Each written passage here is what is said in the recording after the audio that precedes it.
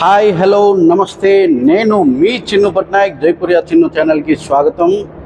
ముందుగా ఈ యొక్క ఛానల్ని ఎవరైతే సబ్స్క్రైబ్ చేయలేదో దయచేసి సబ్స్క్రైబ్ చేయండి, లైక్ చేయండి, మరియు స్టోరీస్ నచ్చినట్లయితే షేర్ చేయండి.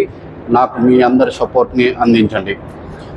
2 రోజులుగా నేను ఒరియా స్టోరీస్ కంటిన్యూ పెడుతూనే ఉన్నాను. సో తెలుగు ప్రేక్షకులు చాలామంది అడుగుతున్నారు అనమాట, ఓన్లీ ఒరియా పెడుతున్నారు, తెలుగు కూడా పెట్టండి అని. సో ఈరోజు తెలుగు వాళ్ళ కోసం ఒక తెలుగు చిన్న స్టోరీని తీసుకొచ్చాను. గతంలో ఈ స్టోరీ వినే ఉంటారు, బట్ నా నోటితో వింటే బాగుంటుందని మళ్ళీ ఆ స్టోరీని తీసుకొచ్చాను మీ ముందుకి. ఒకరోజు ఒక గుడిలో గడప మరియు గుడిలో దేవుడు డిస్కషన్ చేసుకుంటున్నారట.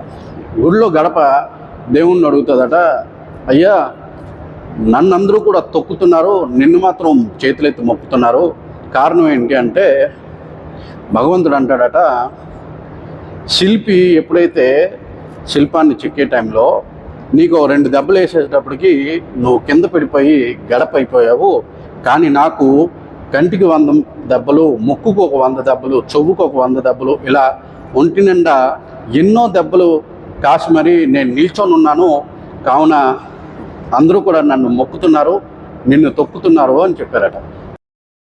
సో ఇందులో నీతి ఏంటంటే, మనం ఎన్ని దెబ్బలు తిన్నా సరే ఎదుర్కొని నిల్చుంటే గొప్ప మనుషులు అవుతాము. కాబట్టి మనకున్న ప్రాబ్లమ్స్ ఏవైనా సరే కొంతకాలం వరకు మాత్రమే.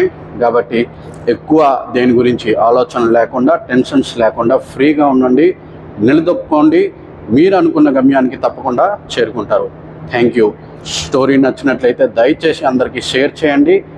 మీ యొక్క సపోర్ట్ నాకు ఎప్పుడు కూడాను ఇస్తూనే ఉండండి. Thank you.